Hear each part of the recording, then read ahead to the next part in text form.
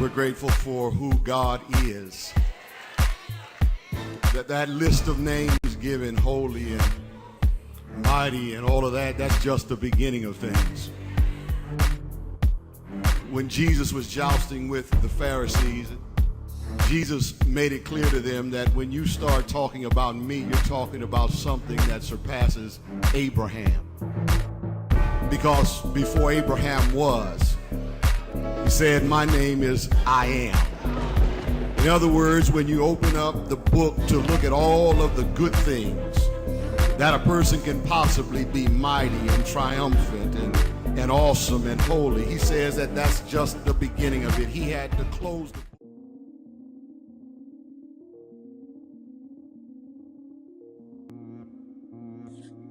Wow, you know what? Who am I, America? I'm DeAndre Ivory. And I tell you what, growing up in my household, of course, first of all, originally from St. Louis, Missouri, grew up in the Boot Hill, small town called Hayti, Missouri. Started out, of course, in the traditional home. Mother, father, both working. I am the second child of three sons, so I'm the middle son. Often referred to by my mom and my dad as the middle boy. I'll tell you, growing up in my family, I never actually thought that I would be a comedian or doing comedy, things like that. Actually, I was always sort of an introvert or a shy person. But growing up in my household, I grew up in a household that it had a lot of love, but also there was tragedy in the sense that it was an abusive household as far as my mom and my dad were concerned, because my dad was abusive to my mom. And so growing up watching that, the thing about that was I actually ended up, going to comedy and wanting to make people laugh, because I found that was a way to put a smile on my mom's face. And I always wanted to see my mom smile. I always wanted to see her laugh. So I was always doing silly things, saying silly things, just to do that. It kind of carried over, of course, in school. Of course, straight A student, all through Head Start, kindergarten, elementary school grades, and then funny thing happened. And this is some of the pitfalls of peer pressure. One of the things that happened was in the fifth grade, we took a test, and based on my score, my overall score of the aptitude test, I was granted a position in the gifted program because I scored a 92 or above on the aptitude test. And there were only 5 of us in the entire school, both 5th and 6th grade. So of all the 5th graders and all the 6th graders, there were only 5 of us that actually scored 92 or better in on the aptitude test. And so we were in what's known as a gifted program, which meant every Thursday, we would actually get a chance to get together with a special instructor, the 5 of us, every Thursday for 4 hours, and basically just be creative. And I really did enjoy being in the gifted program at first, but then what happened was the other students started making fun of me during the week, and they called me nerd, and they say things like, "Look, there's DeAndre, he's gifted," because not only was I in the gifted program, but I was the only African American in the gifted program. So being the only person of color, that I definitely stood out, or stuck out like a sore thumb. And so I began to be constantly cheesed by other students who basically made it seem like it was a bad thing. So I actually became embarrassed for being quote unquote gifted. And because of that, I actually let it affect my grades, because the following school year, I decided I didn't want people to call me a nerd or call me gifted. So because of that, I would actually let my grades slip purposely. I wouldn't do the homework. I would make sure that there were certain tests that I wouldn't try that hard on, just so, people wouldn't make fun of me and give me the stigmatism as I thought it was, of being a nerd or being gifted. And so what I learned years later, of course, into adulthood, I realized that, you know what? There's nothing wrong with being special. There's nothing wrong with excelling. Being gifted or excelling in school, trying hard and achieving certain goals. There's nothing wrong with that. And shouldn't let people discount that or make you feel bad about being smart or intelligent or being gifted.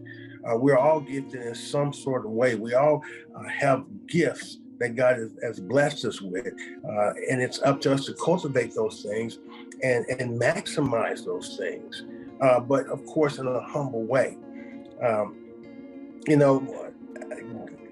As I grew up, of course I grew up in church, from the Baptist church to Church of God in Christ to non-denominational. So God has always played a very impactful and powerful, important role in my life. And again, being the second or the middle child of three boys, it was always hard for me to stand out, because my younger and my older brother, they were both straight A students as well. And seeing and hearing some of the things they call my older brother, they call him Turtle, because he always had a book bag on his back, and nerd. Once they started making fun of me for being in a gifted program, I was like, man, I don't want to, I don't want that. But the thing is, you should never ever feel bad or let someone make you feel bad for excelling and achieving. Okay. One thing I realized growing up is my mom and dad, after even before and of course after they were divorced, they always told me, no matter what, keep your circle small. Everybody's not your friend. Everybody's not your friend. And I found that going through life, that people wish you well. 9 times out of 10, though, they don't wish you as well as them. Meaning they want to see you do good, just not as good or better than them.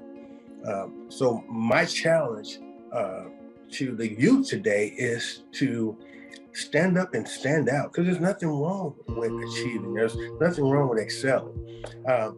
Getting back into the comedy thing, where I am today with doing my comedy, I was on the when I got into when I entered into high school in the 9th grade, my freshman year.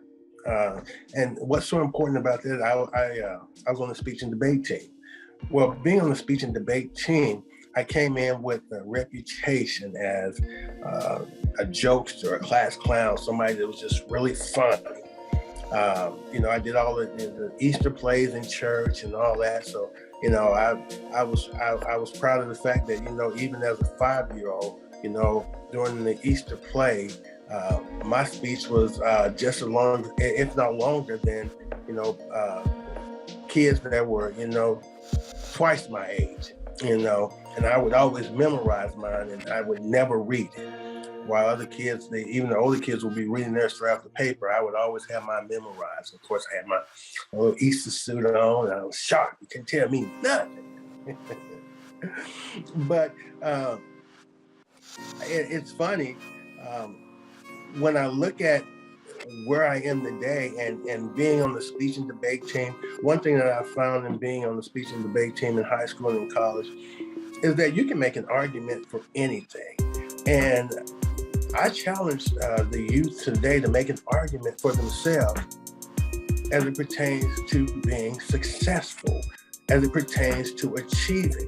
Why shouldn't you want to achieve? Why shouldn't you want to stand out? Why shouldn't you want to be the very best? There's nothing wrong with you separating yourself from people who are not doing their very best or not standing out. You know what? The most successful people are in the world, literally, are the people who said, you know what? I'm not going to be like everyone else because everyone else is not achieving at the level that I want to achieve. We all dream. Some of us just dream in color. And so I challenge all of you today to dream in color. And make sure when you dream in color, when you wake up, remember that dream. And so when you start to achieve and you start on your path, just know that no matter what, at the end of the day, the only person that can judge you for your successes and failures are really you. And of course, God judges us all. But that's in the afterlife. On this earth, you'll be your own judge and jury. So will you be found guilty or innocent of doing your very best? All right. Man, I tell you what, this comedy thing, let's get into, how I actually got into stand-up comedy. It's funny because I never saw myself as a stand-up comedian, ever. I end up actually doing stand-up comedy on a dare. At work, cracking jokes at work, and somebody, just half-heartedly made the comment, it's one thing to be funny, at work, but why don't you try getting on the stage? If you, Mr. Comedian, you want to be a comedian, why don't you take it to the stage? You need to be on somebody's stage. And so when they said that, I was like, okay, fine, I'll do it. So I actually, man, I got in the phone book and looked at the local comedy club here in Louisville, Kentucky, and Comedy Caravan, the big club here in Louisville, Kentucky. And so I called and found out, of course, naturally, I couldn't just get on stage. They didn't know me, I didn't know them. So I asked them about the open mic. And so they told me it was on Wednesdays, and it was from 7:30 until 10. But you had to be there by 7 o'clock in order to sign up. And so I remember, man, my very first open mic, I told people at work, I was like, hey, and they offered to say, yeah, one up there, next Wednesday. So, you guys want to come see me? Come see me. And I didn't expect, really maybe 2 or 3 people that, that I actually was really cool with to come there. But as it turns out, about 40 people from the office, from all over, the office, they showed up. And so when the manager saw that, he actually, he put me towards the very end. I think they had about 30 comedians that night, 30, 35. So yeah, and we only got 3 minutes. So he put me towards the end because, he wanted to make sure that there was always a full house, or as close to full as possible, especially with my 35, 40 people there. And I'll never forget, man, I got butterflies. And here's the thing. I still get butterflies to this day, every time I get ready to perform. Every time. And I'm thankful for those butterflies, because what those butterflies tell me is that I haven't mastered it yet. This isn't mundane. This isn't ho-hum. This isn't like, just another show. I get those butterflies and it reminds me, okay, this is that excitement building back up in me. Here's that energy, that's floating in me saying, okay, let's go. And so I got those butterflies, and I went up there, and here's the thing, I had no idea what I was going to say, not a clue. But what I did do is right before I went on stage, I actually went to the bathroom, I took a knee and I prayed. And I basically said, God, please give me something to say. And then I thanked him for giving me something to say before he gave me something to say. And so I went on stage, and I'll never forget my very first open mic. I did a joke because I didn't have I only had 3 minutes, and time was going by so fast. I remember I went on stage and I was like, very meek, very, very, very quiet, and, almost scary, like a church mouse. And, I said, thank you so much for coming out. You all give it up for yourselves. And they would clap. And I said, give it up for the other comedians that you sing. And they would clap. I said, and give it up for the comedy club for having us and letting us do the open mic. And they clap. And then in the middle of them clapping for that, I just screamed, now shut up. Shut up. I ain't got a lot of time. I started pointing my watch because I didn't. All I had was 3 minutes. That right there took probably about 25 to 30 seconds. So that leaves me with, about 2 to 2.5 minutes. So I said, shut up, I ain't got a lot of time. And so I went into this story about being poor and being kidnapped when I was, 6. And basically the joke went, I was poor. I was so, me and my family, it was 5 of us, man. We were so poor. Matter of fact, we didn't have nothing. We were so poor, we couldn't afford to owe. We couldn't afford to owe. We was just, and I said when I was 6 years old, I was kidnapped, snatched out of the ghetto. And basically, when the kidnappers asked for it, the information, called my mom for a ransom, they asked her and said they was gonna kill me if she didn't pay. And my mom basically told the kidnapper that, basically what was the ransom for, or the amount, and the kidnapper said, $13.72. Yeah, $13.72. And so the crowd just bust out laughing. And then I told them, shut up. And then I got emotional. I said, that wasn't what hurt my feelings, the lowball price. I said, what hurt my feelings was when the kidnapper hung up. He turned to me and said that my mama had the nerve to ask him, could he hold a check for 2 weeks? And man, they just fell out, man. I was just like, yeah. Man, it felt good. And the thing about it is there was a guy that was in the audience, I'm not gonna call his name, but he worked at a car lot. He was a sales manager at a car lot. And he saw me, he loved me, and he set me up with studio time, and I cut a CD, he paid for everything. And I cut the CD. He, I got the CD, and he told me that, he'd come, and he stopped by my job and pick it up because he wanted to hear it.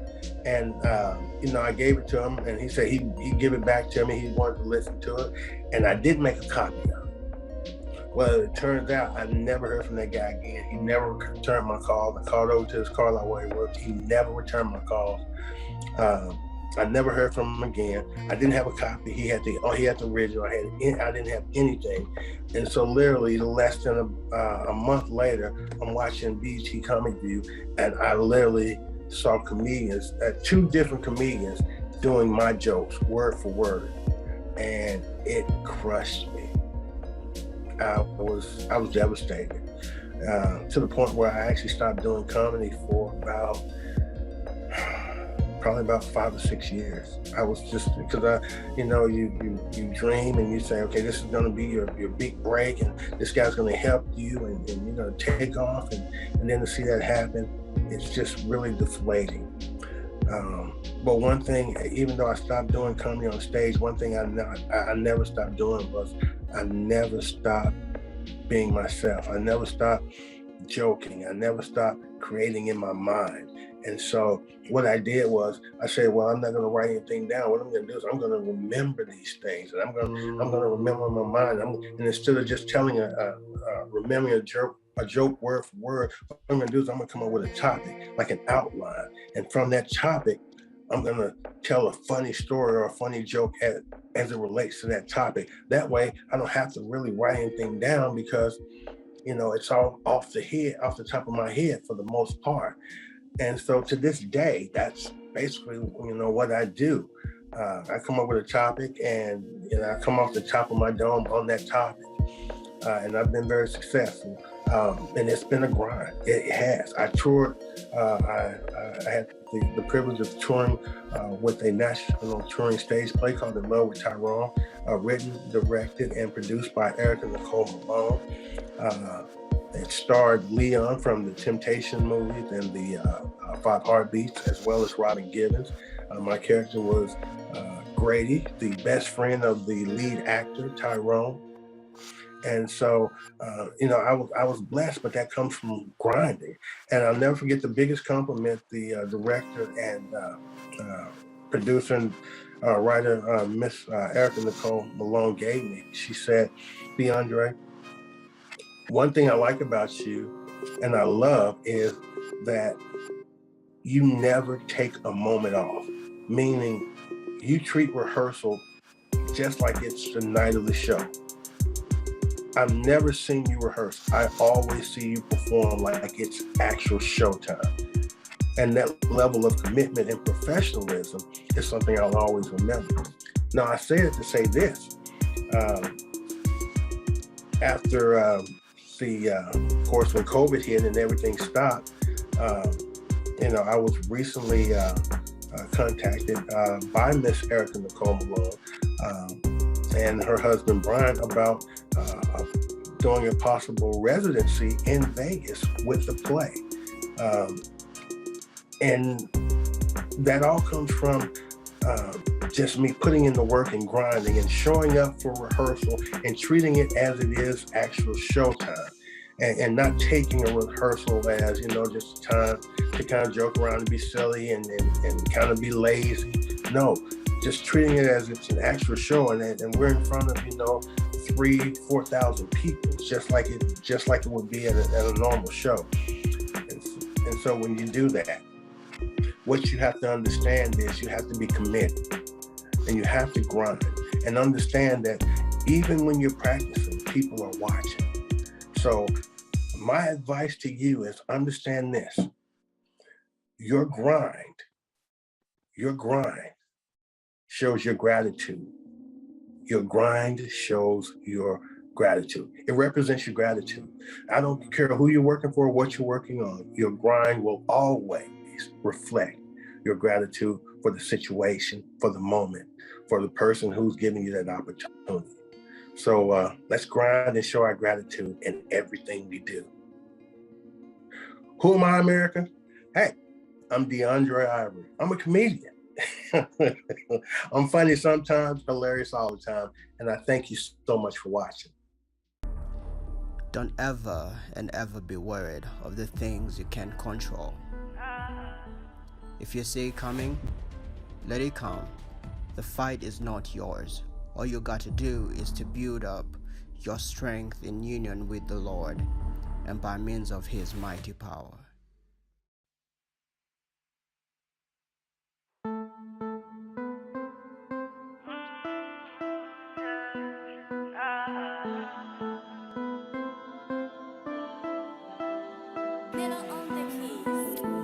You're feeling broken down, the trouble's coming down on you.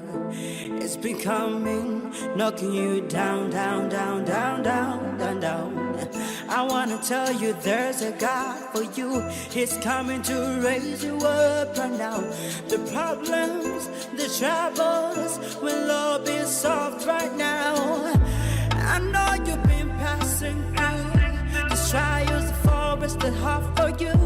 But I wanna tell you, I wanna tell you, it's gonna be good for